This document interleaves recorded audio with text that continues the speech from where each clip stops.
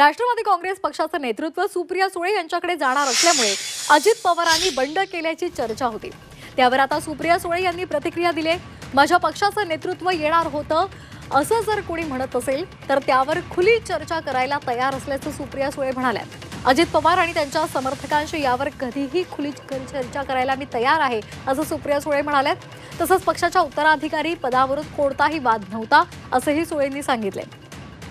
मागितला असता तर पक्षही दिला असता असंही त्यांनी जाहीर विधान केले। मात्र अजित पवार यांनी जे केलं ते चुकीचं असल्याचंही सुळे म्हणाले।